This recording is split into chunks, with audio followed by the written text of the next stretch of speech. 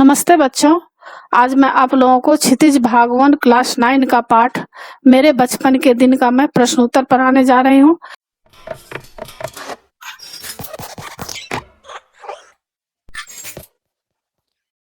इससे पहले भी मैं प्रश्नोत्तर मौखिक रूप से पढ़ा चुकी हूँ और उसका मैं फुल एक्सप्लेनेशन भी की हूँ, समरी भी बनाई हूँ। उसको देखने के लिए आप ऊपर दिए गए आई बटन पर क्लिक करके देख सकते हैं या नीचे दिए गए डिस्क्रिप्शन बॉक्स में भी देख सकते हैं या प्लेलिस्ट में जाकर आप देख सकते हैं। और जो भी चैप्टर आप पढ़ना चाहते हैं उस चैप्टर का नाम लिखकर उसके आगे मेरे चैनल का नाम लिखिए देवजनागरी DEVZ स्पेस देकर NAGRI और यूट्यूब पर आप सर्च कीजिए, आपको वह चैप्टर आसानी से मिल जाएगा।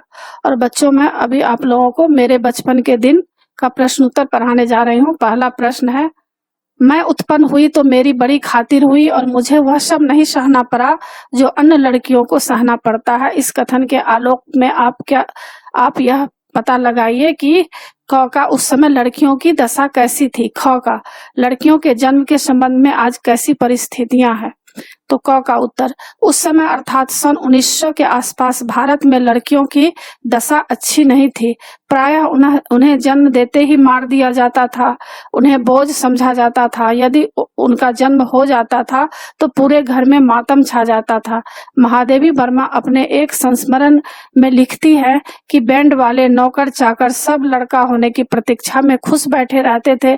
जैसे ही लड़की होने का समाचार मिलता सब चुपचाप विदा हो जाते। ऐसे वातावरण में लड़कियों को कम भोजन देना, उन्हें घर के कामों में लगाना, पढ़ाई लिखाई से दूर रखना आदि बुराइयों का पनपना स्वाभाविक था। ख का लड़कियों के जन्म के संबंध में आज कैसी परिस्थितियां हैं। तो ख का आज लड़कियों के जन्म के संबंध में स्थितियां थोड़ी बदली है। पढ़े लिखे लोग लड़का लड़की के अंतर को धीरे धीरे कम करते जा रहे हैं। बहुत से जागरूक लोग लड़कियों का भी उसी तरह स्वागत सत्कार करते हैं जैसे लड़के का। शहरों में लड़कियों को लड़कों की तरह पढ़ाया लिखाया भी जा रहा है, परंतु लड़कियों के साथ भेदभाव पूरी तरह समाप्त नहीं हुआ है। आज जितनी भी भ्रूण हत्याएं हो रही है लड़कियों के जन्म को रोकने के लिए ही हो रही है। देश में लड़के लड़कियों का अनुपात बिगड़ता जा रहा है। आश्चर्य की बात तो यह है कि महानगरों में सबसे कम लड़कियां चंडीगढ़ में है, जो देश का एक उन्नत शहर माना जाता है। वहां न शिक्षा कम है न धन वैभव। वास्तव में लड़कियों के जन्म को रोकना वहां के निवासियों की मानसिकता पर निर्भर करता है। प्रश्न संख्या 2, लेखिका उर्दू फारसी क्यों नहीं सीख पाई। उत्तर, लेखिका को उर्दू फारसी में बिल्कुल रुचि नहीं थी। उनके शब्दों में, ये बाबा अवश्य चाहते थे कि मैं उर्दू फारसी सीख लूं, लेकिन वह मेरे बस की नहीं थी। इसलिए जब उन्हें उर्दू पढ़ाने के लिए मौलवी साहब घर में आए तो लेखिका चारपाई के नीचे छिप गई। प्रश्न संख्या 3, लेखिका ने अपनी माँ के व्यक्तित्व की किन विशेषताओं का उल्लेख किया है। उत्तर, लेखिका ने अपनी माँ के हिंदी प्रेम और लेखन गायन के शौक का वर्णन किया है। वे हिंदी तथा संस्कृत जानती थी, इसलिए इन दोनों भाषाओं का प्रभाव महादेवी पर भी पड़ा। महादेवी की माता धार्मिक स्वभाव की महिला थी। वे पूजा पाठ किया करती थी, सवेरे कृपा निधान पंछी बन बोले पद गाती थी, प्रभाती गाती थी, शाम को मीरा के पद गाती थी। वे लिखा भी करती थी। प्रश्न संख्या 4, जवारा के नवाब के साथ अपने पारिवारिक संबंधों को लेखिका ने आज के संदर्भ में स्वप्न जैसा क्यों कहा है। उत्तर, जवारा के नवाब के साथ महादेवी वर्मा के पारिवारिक संबंध सगे संबंधियों से भी अधिक बढ़कर थे। जवारा की बेगम ने ही उनके भाई का नामकरण भी किया। वे हर त्योहार पर उनके साथ घुल मिल जाती थी। ऐसे आत्मीय संबंधों की आज के समय में कल्पना भी नहीं की जा सकती। आजकल तो हिंदू मुसलमान एक दूसरे के दुश्मन ही बने हुए हैं। रचना और अभिव्यक्ति के तहत भी प्रश्न है। जबूर निशा महादेवी वर्मा के लिए बहुत काम करती थी। जबूर निशा के स्थान पर यदि आप होती तो महादेवी से आपकी क्या अपेक्षा होती। उत्तर, जेबुनिशा के स्थान पर अगर मैं महादेवी के लिए कुछ काम करती तो मैं संबंधों के आधार पर उनसे अपेक्षा करती। अगर मैं नौकरानी के रूप में उनकी सहायता करती तो उनसे मजदूरी के साथ साथ प्रेम और आदर की भी अपेक्षा करती। अगर सखी के रूप में उनकी सहायता करती तो बस उनसे प्रेम और स्नेह चाहती। यदि उनकी प्राशंसिका या कनिष्ठ साथिन के रूप में सहायता करती तो कभी कभी उनसे कविता भी सुन लेती तथा पढ़ाई में सहायता लेती। प्रश्न संख्या 6, महादेवी वर्मा को काव्य प्रतियोगिता में चांदी का कटोरा मिला था। अनुमान लगाइए कि आपको इस तरह का कोई पुरस्कार मिला हो तो वह देश हित में या किसी आपदा निवारण के काम में देना पड़े तो आप कैसा अनुभव करेंगे। उत्तर, यदि मेरे सामने देश हित का प्रश्न आता या किसी विपत्ति को दूर करने का प्रश्न आता तो मैं अपना चांदी का कटोरा अवश्यमेव दे देती। ऐसा दान करते समय मैं दोगुनी प्रसन्नता अनुभव करती, वह जीत पर जीत होती। चांदी का कटोरा मेरी प्रतिभा का प्रमाण होता तो उसे त्यागना मेरी देशभक्ति या परोपकार भावना का प्रमाण होता। आगे प्रश्न है, पाठ से निम्नलिखित शब्दों के विलोम शब्द ढूंढ कर लिखिए। अब विद्वान, अनंत, निरपराधी, दंड, शांति, इसका विलोम शब्द लिखना है। तो विद्वान का क्या होगा? विदुषी, और निरपराधी का अपराधी, शांति का वैचैनी, अनंत का अंत, दंड का पुरस्कार। और आगे है, निम्नलिखित शब्दों के उपसर्ग प्रत्यय अलग कीजिए और मूल शब्द बताइए। जैसे निराहारी, निर जोड़ आहार जोड़ ई, तो आप इसका उत्तर इस तरह नीचे दिया गया है, आप देख कर दे सकते हैं। निराहारी का उपसर्ग में निर है, ई प्रत्यय लगा है और मूल शब्द आहार हो गया। सांप्रदायिक का, इसमें देखिए इक प्रत्यय है, इसमें उपसर्ग नहीं है और मूल शब्द संप्रदाय है। अप्रसन्नता का अ उपसर्ग, ता प्रत्यय और प्रसन्न मूल शब्द। अपनापन में देखिए उपसर्ग नहीं है, पन प्रत्यय है, अपना है। और आगे देखिए, इसमें निम्नलिखित उपसर्ग प्रत्ययों की सहायता से दो दो शब्द लिखिए। उपसर्ग अन, अ, सत, स्व, दूर और प्रत्यय दार, हार वाला, अनेय। तो आप इसको देखकर लगा सकते हैं उपसर्ग और प्रत्यय किस तरह से दिया हुआ है, तो इसको आप देखकर लगा ही सकते हैं। और इसमें दिया गया है कि पाठ में आए सामासिक पद छांटकर विग्रह कीजिए। पूजा पाठ, पूजा और पाठ, इसका किस तरह से विग्रह हो गया।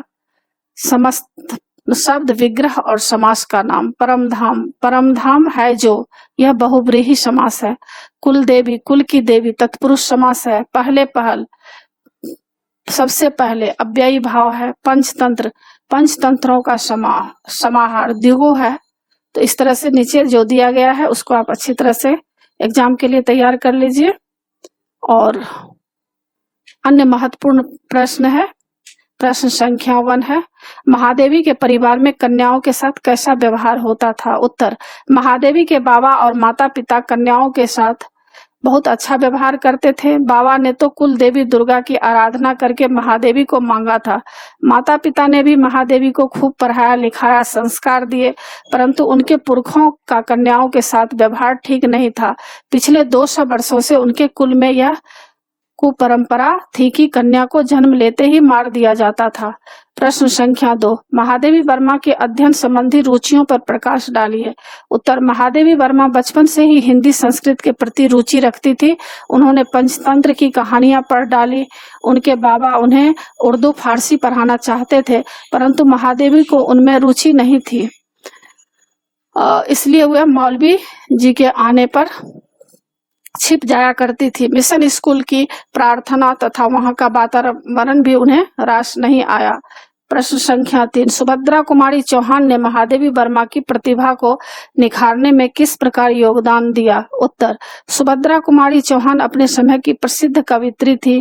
कार्लसवेद कॉलेज में पढ़ते हुए भी वे ख्याति प्राप्त कर चुकी थी।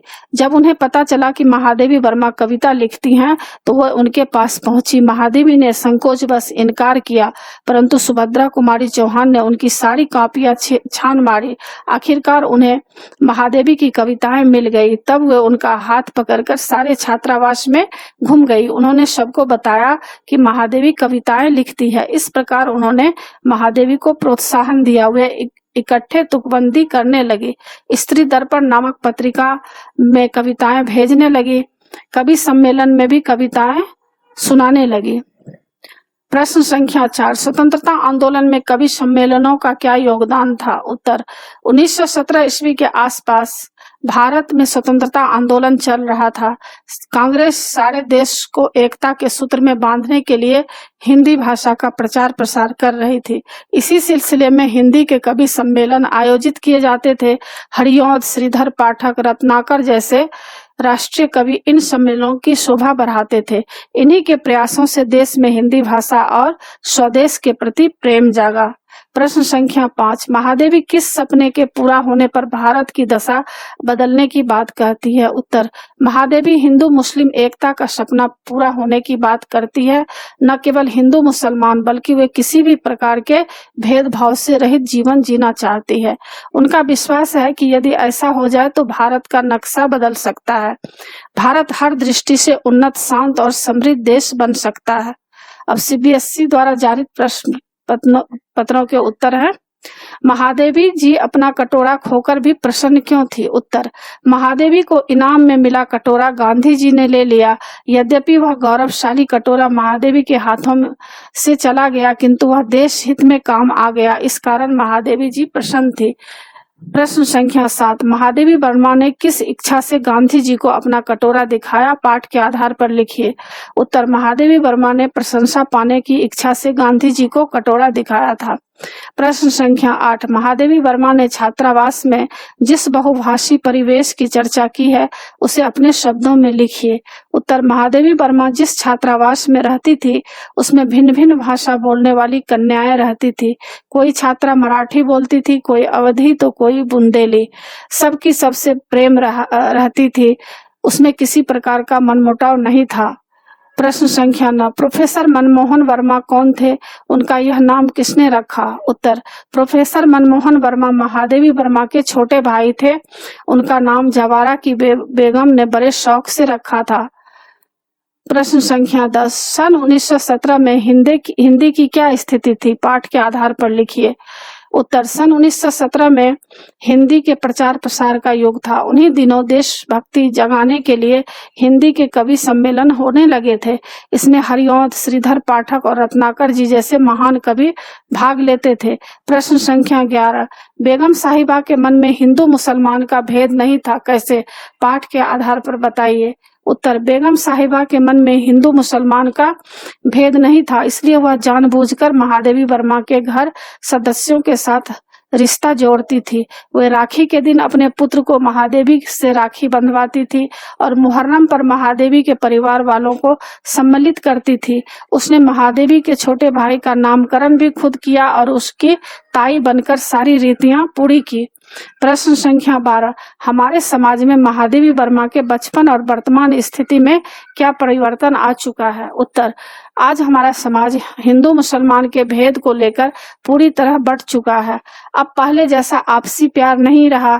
दोनों जातियां एक दूसरे को संदेह की नजरों से देखती हैं। इसमें राजनीतिक झगड़े अधिक हावी हैं। प्रश्न संख्या 13, लड़कियों को पैदा होते ही परमधाम भेज देते थे। लेखिका का परमधाम से क्या तात्पर्य है?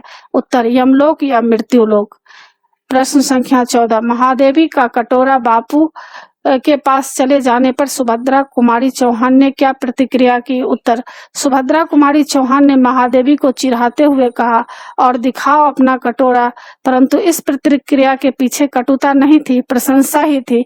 वे खुश थी कि महादेवी ने देश हित में अपना कटोरा गांधी जी को दे दिया।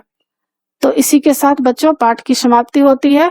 आशा है आप लोगों को सब समझ में आ गया होगा और एग्जाम के लिए अच्छी तरह तैयार कीजिएगा।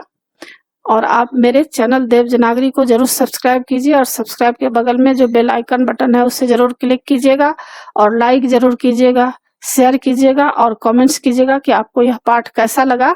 नए पाठ के साथ फिर मैं मिलूंगी बच्चों। धन्यवाद।